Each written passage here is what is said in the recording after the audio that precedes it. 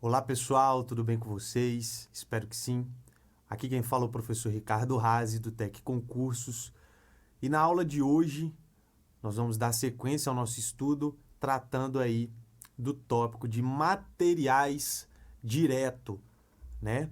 Faz parte aí do nosso escopo de assuntos de contabilidade de custos, que é a matéria que nós estamos estudando.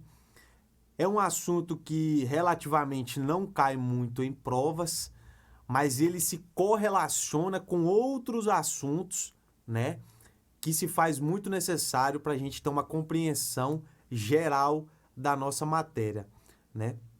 Então, a parte de materiais diretos, a gente vai estar analisando ponto a ponto, reconhecimento, mensuração, o que é o material direto, né? A gente vai estar vendo aí na nossa aula de hoje, tá joia? Então, vamos dar início, pessoal, tratando aí de início da parte de estoques, né? O material direto, né, que a gente está abordando na aula de hoje, principalmente a matéria-prima, né? O material direto aí mais conhecido, mais cobrado, né? A matéria-prima. Então a gente tem que trazer essa parte introdutória, tratando aí dos estoques, tá, pessoal? Tratando dos estoques. O CPC 16, pessoal, que é o nosso Comitê de Pronunciamentos Contábeis, ele trata especificamente dos estoques, tá? Então, essa abordagem que a gente está trazendo nessa parte introdutória, ela vem lá do nosso CPC 16, tá? Ela fala o seguinte: estoques são ativos, tá? Ativos. Essa parte de ativos, ela é mais abordada na contabilidade geral, que é a contabilidade financeira. Entretanto, aqui na contabilidade de custos que a gente está estudando, a gente tem que ter em mente alguns conceitos da parte geral de contabilidade também, para a gente ter uma melhor compreensão no todo, né? Então vamos lá. O que são os ativos, pessoal? Ativo são as aplicações de recurso da entidade, né?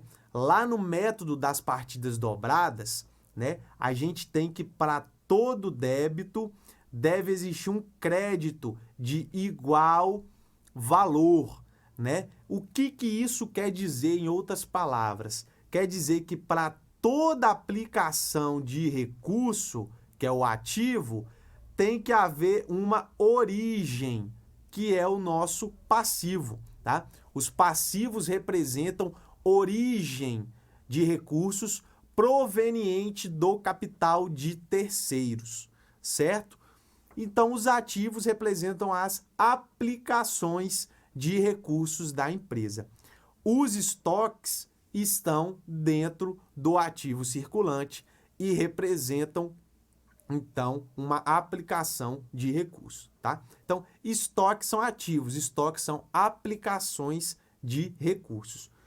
E o que mais? São aplicações de recursos mantidos para venda no curso normal dos negócios, tá? Em processo de produção, certo? Ou na forma de materiais ou suprimentos a serem consumidos ou transformados no processo de produção ou prestação de serviço. O nosso item C aqui, ó, traz o exemplo da nossa matéria-prima, que é material ou suprimento que será utilizado, será consumido na fabricação de produtos, certo? Então, resumidamente, isso que a gente viu que está abordado lá no nosso CPC 16, estoques representam bens adquiridos e destinados para a venda, é a famosa revenda, né? Compra e venda de mercadorias. Os produtos fabricados e acabados, e também os produtos em elaboração, certo? Então, estoque representa isso aí que a gente viu uma abordagem bem direta e simples do nosso CPC 16 e a gente viu que dentro dessa abordagem a gente tem a matéria-prima, que a gente vai tratar na aula de agora, tá bom? Então, parte inicial, conceito de estoque, trazendo aí também a parte da matéria-prima, certo? Pessoal, material direto, tá? Faz parte aí, é o tema central da nossa aula. O que seria um material direto? Material direto é aquele que é diretamente identificável no produto, tá? Ele é diretamente identificável. Então você pega o produto pronto e você naquele produto você consegue identificar o material direto, tá? A matéria-prima é um exemplo de material direto. Ele vai compor o valor final do produto. Então, se a gente compra a matéria-prima aqui, ó, se a gente compra a matéria-prima com um custo alto, se a matéria-prima vai ter um custo elevado para a fabricação do produto, é certo que o preço de venda desse produto também estará mais caro, né? Com isso, a gente subentende, a gente infere que a matéria-prima ela tem representação direta no valor final do produto. Por isso que está aqui, ó, compõe o valor final do produto. Então, a matéria-prima ela está diretamente ligada com o preço de venda da nossa mercadoria, né? E o que são os materiais secundários que a gente traz aqui embaixo, pessoal? Material secundário são também materiais diretos. Entretanto, ele não é o núcleo de produção, tá? Então, você vai ter o material, certo? Que está lá em estoque, sendo elaborado. Esse material, ele tem um núcleo produtivo, que é a parte principal da elaboração daquela mercadoria, daquele produto, certo? Essa parte principal, a gente considera a matéria-prima. Ele é o núcleo produtivo. Só que a gente tem materiais secundários, que também são materiais diretos, entretanto, não é o núcleo de produção. Exemplos, né? Pregos, parafusos, botões, entre outros, tá? Então, esses são exemplos de materiais secundários. Algumas vezes, né, já foi visto aí que bancas cobraram a questão de material secundário, né? A gente também tem a questão aqui, pessoal, do material auxiliar, tá? O material auxiliar, ele não vai compor, né, o valor final do produto. Material auxiliar não vai compor o valor final do produto. Vocês vão ver que esse assunto aqui, ó, material auxiliar, foi cobrado recentemente em uma prova, tá bom? Então, esse é o conceito, né, direto, bem simples para vocês entenderem de material direto, né? O que é um material direto? Agora a gente vai para a parte de mensuração, certo? Como que nós vamos mensurar, né?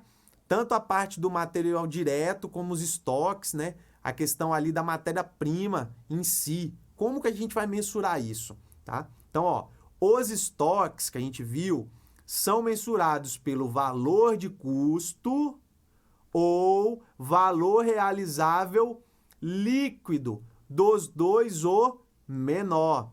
Essa informação, pessoal, também está presente no CPC 16, tá? No nosso pronunciamento contábil que trata dos estoques. Então, quando a gente estiver falando de estoque, é valor de custo ou valor realizável líquido, dos dois o menor, certo?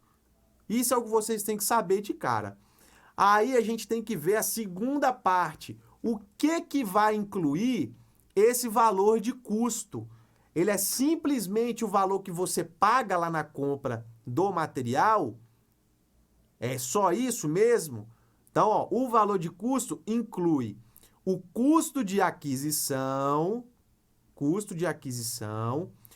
custos de transformação, como a gente já viu, representa a força produtiva da entidade, né? A capacidade que ela tem de pegar a matéria-prima e transformar em produto acabado, né? E outros custos incorridos, né? Então, o custo, que é o valor de custo, inclui esses 3 pontos, ó. Custo de aquisição, custo de transformação e outros custos incorridos, tá? Incorridos em quê? Qual é a finalidade do custo, do valor de custo, né? Qual a sua representatividade, né? É trazer o estoque à sua condição e localização atual, né? Condição e localização atual.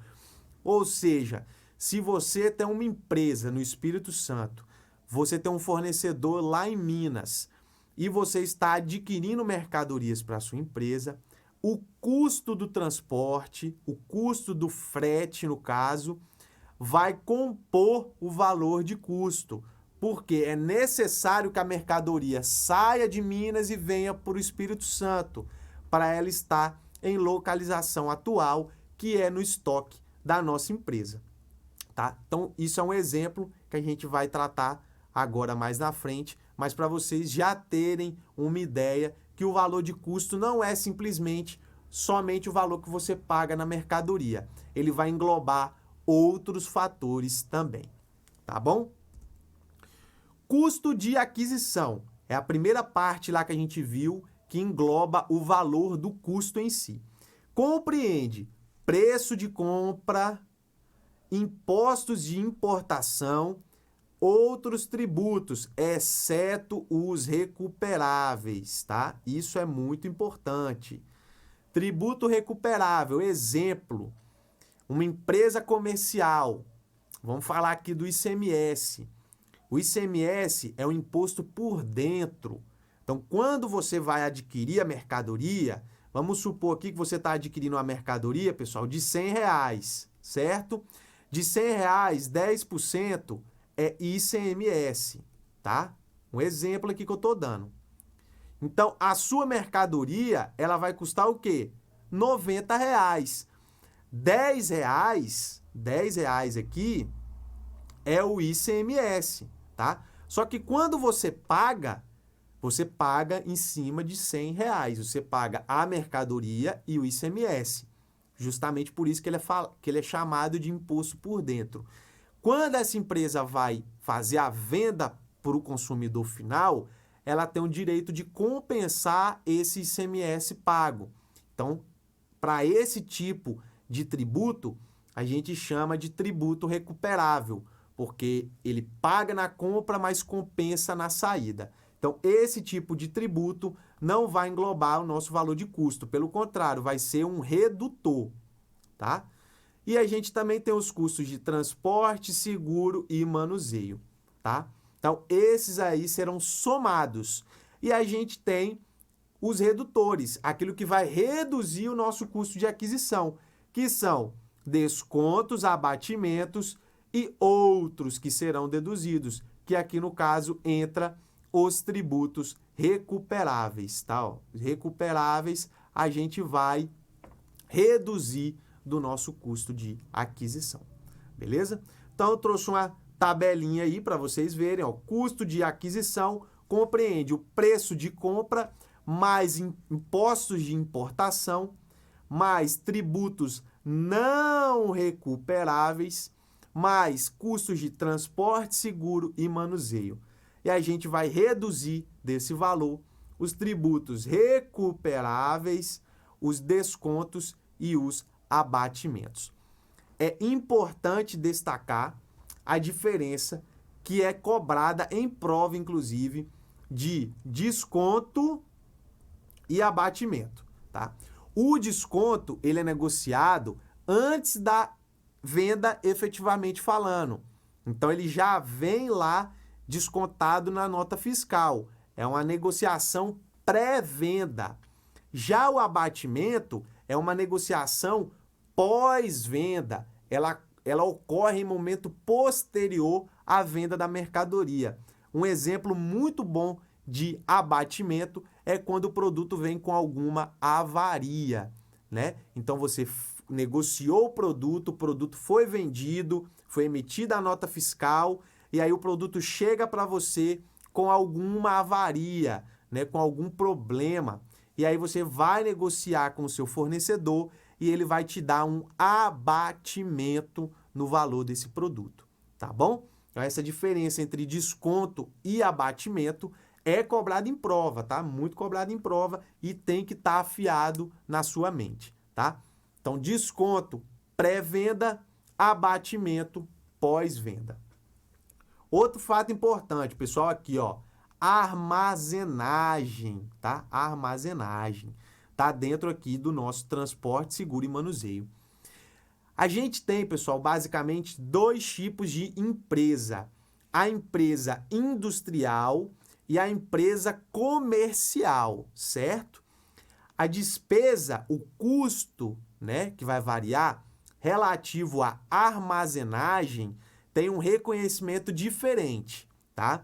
Então, na empresa industrial, a armazenagem vai compor o custo.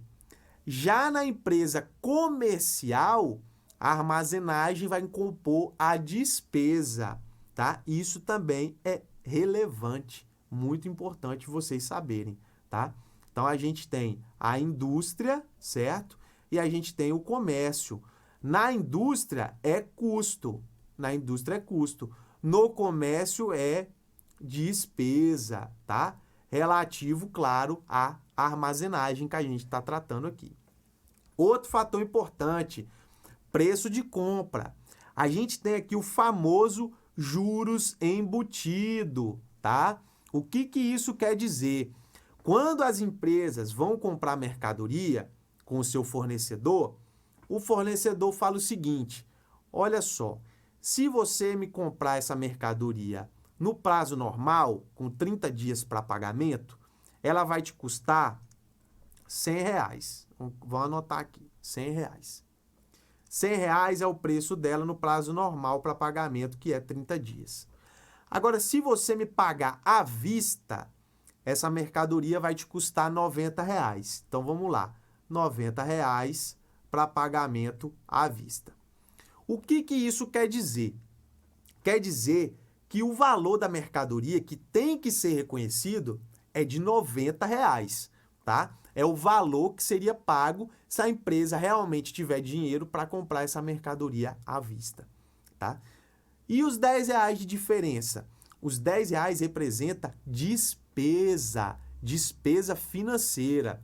No Brasil é muito comum as empresas registrarem o valor adquirido como R$100, tá? R$100, elas consideram. Não, R$100 é o preço que o fornecedor me cobrou para mim comprar a mercadoria dele. Então, o meu preço de compra é R$100. Equivocado. Porque a empresa sabe que se ela pagasse à vista, ela pagaria R$90. Então, o preço da mercadoria é R$90. R$10 deve ser reconhecido como despesa financeira. É uma despesa de juros, porque decorre da falta de capital próprio que a empresa tem para comprar os seus estoques. E alguém tem que financiar, né? Quando a empresa não tem capital próprio para comprar o seu estoque, alguém tem que financiar essa aquisição. No nosso caso, quem está financiando é o nosso fornecedor. Justamente, o fornecedor pode financiar a aquisição de mercadorias da empresa. E aí, quando ele financia a aquisição de mercadorias para o seu cliente, ele está ganhando, porque ao invés de ele vender a mercadoria por 90, ele está vendendo por 100. Então, ele está tendo um ganho de R$10 a mais na mercadoria, tá? Então, para a empresa que adquire, é o quê? É uma despesa financeira, muito embora não seja sempre reconhecida no nosso país como despesa financeira e sim como preço de compra. Mas vocês têm que ficar cientes que existe essa questão do juros embutido na compra com o fornecedor de estoque. Tá bom? Valor realizável líquido. A gente viu que o estoque ele é avaliado pelo valor de custo ou valor realizável líquido. dos dois, o menor. Por que o menor? A gente não entrou nesse mérito ainda. Por que é o menor? De acordo com o princípio da prudência, os ativos, as aplicações de recurso, têm que ser avaliados pelo menor valor possível, entre duas situações igualmente válidas. E os passivos, que são as obrigações, a origem do capital de terceiro, tem que ser avaliado pelo maior valor possível, tá? Então, no caso do estoque, que é uma aplicação, que é o nosso conjunto de bens e direitos, a fim da gente não ter uma superavaliação de ativo, o princípio da prudência fala o seguinte, ó, você tem duas situações.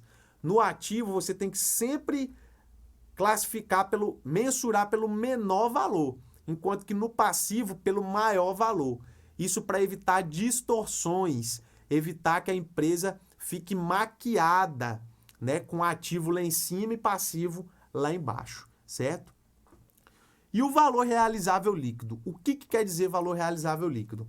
É o preço da venda estimado no curso normal dos negócios, deduzido do custo estimado para a conclusão e dos gastos estimados necessários para concretizar a venda, tá?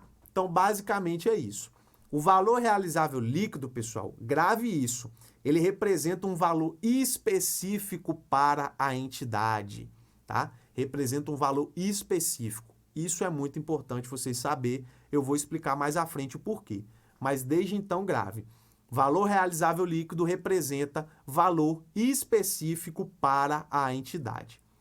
A prática de reduzir o custo do estoque ao valor realizável líquido, que se chama write-down, tem por objetivo não escriturar os ativos por quantias superiores àquelas que se espera que sejam realizadas com a sua venda ou o seu uso.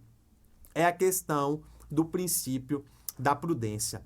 A gente não pode mensurar, escriturar o ativo por um valor maior do que aquele que a gente espera realizar com a venda desse mesmo ativo ou com o seu uso, com a sua utilização. Então ele tem que ficar sempre aquém disso, tá? De acordo aí, mais uma vez, remetendo ao nosso princípio da prudência. Então, a prática de reduzir o valor do custo ao valor realizável líquido, quando este for menor, representa isso aí, tá bom? Atenção, muita atenção aqui agora, ó. A prática de reduzir ativos, a redução de ativos, tem por base o valor recuperável, conforme o nosso CPC 01.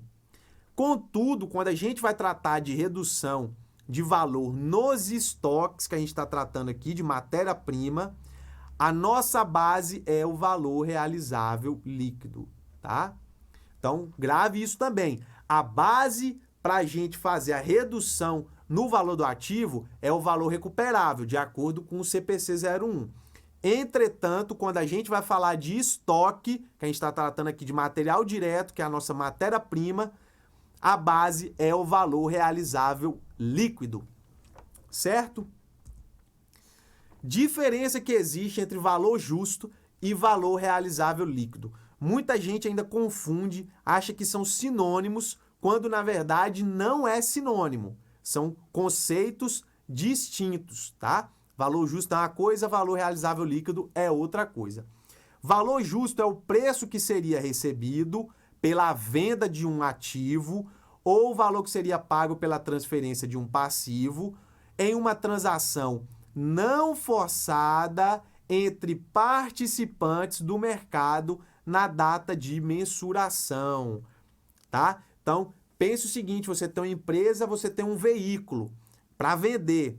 E aí vem duas pessoas aleatórias que são conhecedoras do mercado em uma transação não forçada e cada uma vai fazer uma avaliação do seu veículo e, por exemplo, você quer vender o seu veículo por 15 mil. E os dois participantes de mercado, que são compradores e revendedores de veículo, vão falar que o seu veículo vale 12 mil reais. Então, esse é o valor justo. É o valor de mercado, é quanto o mercado está pagando pelo seu bem, pelo seu patrimônio. Em outras palavras, é o valor de uma transação ordenada para a venda do mesmo estoque no mercado principal por participantes do mercado na data de mensuração. Esse valor não tem valor específico para a entidade, ou seja, valor justo não tem valor específico para a entidade, certo?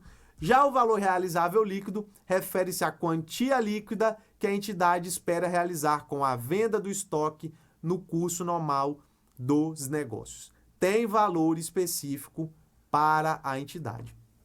Imagine o seguinte, que você tem o valor lá do seu bem e você espera, ao final de todos os custos para realizar a venda desse bem, que você vai conseguir vender ele por 15 mil, que é o seu veículo. E aí vem os participantes de mercado e falam que o valor justo, o valor de mercado dele, quanto o mercado está disposto a pagar, é 12 mil. Perceba que há diferença entre os valores, tá bom? E o que será esse valor específico que eu falei com vocês, tá? Valor justo não tem valor específico para a entidade. Valor realizável líquido tem valor específico para a entidade, tá? Um exemplo que eu trouxe é da concessionária e locadora de veículos, tá? Imagine que você vai comprar um veículo, tá? Um Gol, ano 2000, com 50 mil quilômetros rodados, tá? Esse Gol, na concessionária, ele custa 12 mil reais. E na locadora de veículo, ele custa 9 mil reais. Perceba que é o mesmo bem, a gente está tratando do mesmo carro, mesmo ano, mesma quilometragem, mesmo modelo, e ele tem valor diferente. Ele tem um valor específico para a concessionária e ele tem um valor específico para a locadora de veículo. Então, valor específico está ligado ao interior da organização, à prática organizacional, né? O que a empresa tem por finalidade. Então, é óbvio que uma locadora de veículo, ela vai ter por objetivo vender um carro mais em conta, mais barato do que a concessionária em si. Tá certo? Custos de transformação, aqui é mais uma revisão, que a gente viu que o custo de transformação, ele está contido lá no valor de custo do estoque, conforme o CPC 16, é a força de produção da entidade, a gente já viu esse tópico, consiste em deixar o produto em condições de venda, engloba custo direto e indireto. Logo, custo de transformação são custos indiretos de fabricação mais custos indiretos de fabricação, tá? Custos diretos de fabricação e custos indiretos de fabricação, tá? Custos diretos não necessitam de rateios ou estimativas, né? Matéria-prima e mão de obra direta, né? Então, os custos diretos, eles são diretamente atribuíveis ao produto. Não precisa de estimativa nem de rateio. A gente tem ali, é a soma de matéria-prima mais mão de obra direta. Custos indiretos necessitam de rateios ou estimativas para alocar os custos aos produtos. Exemplo, a energia, manutenção e seguros. São também conhecidos como gastos gerais de produção e gastos gerais de fabricação. Tá bom? São sinônimos de custos indiretos. Gastos gerais de produção e gastos gerais de fabricação. Agora, pessoal, a mensuração dos materiais diretos de acordo com a legislação 6.404, que é a nossa legislação das sociedades anônimas. O artigo 183 fala o seguinte: no balanço, os elementos do ativo serão avaliados segundo critérios. Aí tem lá o item 2. Os direitos que tiverem por objetos mercadorias e produtos do comércio da companhia, assim como matérias-primas, produtos em fabricação e bens em almoxarifado, pelo custo de aquisição ou produção, deduzido de provisão para ajustá-lo ao valor de mercado. Perceba que aqui ela não usou o termo valor justo, nem valor realizável líquido. Usou valor de mercado, quando este for inferior, tá? E o que quer dizer esse valor de mercado? Considera-se valor justo, que como a gente viu, é o valor de mercado. Matérias-primas e dos bens em almoxerifado, o preço pelo qual possam ser repostos mediante compra no mercado.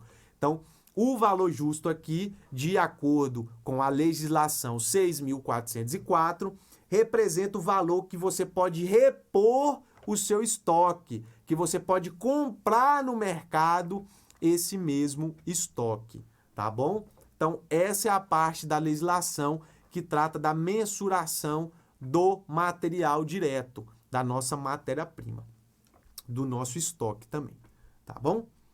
Então, pessoal, eu trouxe aqui 2 questões para a gente ver como que isso foi cobrado em prova, né? E vocês poderem assimilar melhor a matéria.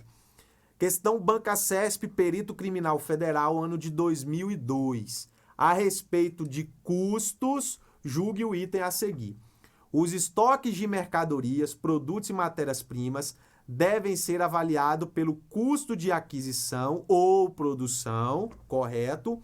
Deduzido de provisão para ajustá-la ao valor de mercado quando este for inferior. Certo, pessoal? Correto, né? A questão está certíssima. A gente acabou de ver, a questão é literalidade da nossa Lei 6.404, tá? Então, literalidade da nossa Lei 6.404 de 76, certo? Então, a questão está correta. Próxima questão. Banca Quadrix, ano 2018. Conforme classificação por aplicação na organização, o material que é utilizado no processo de fabricação/produção, mas que não se incorpora ao produto final, é denominado de... Lembra que a gente viu material direto, material secundário e material auxiliar. Eu falei com vocês que o material auxiliar, ele não incorpora o valor do produto final. Já o material direto e o material secundário incorpora o valor do produto final. Entretanto, o material direto é o núcleo produtivo, que é a nossa matéria-prima, e o material secundário também é um material direto, entretanto, não é o núcleo produtivo, representa os botões, né, pregos, parafusos, etc. Então, matéria-prima, núcleo produtivo. Produto intermediário está ligado à produção, incorpora. Produto acabado é o nosso estoque. Produto em processo, estoque em elaboração. Então, alternativa A, B e C e D estão erradas. A alternativa certa é o material auxiliar. Conforme a gente viu, o material auxiliar não vai incorporar o valor do nosso produto final. Tá bom? Então, essa foi a nossa aula de hoje. A gente abordou aí os principais pontos dos materiais diretos. Espero que vocês tenham gostado. Até a nossa próxima aula. Um abraço.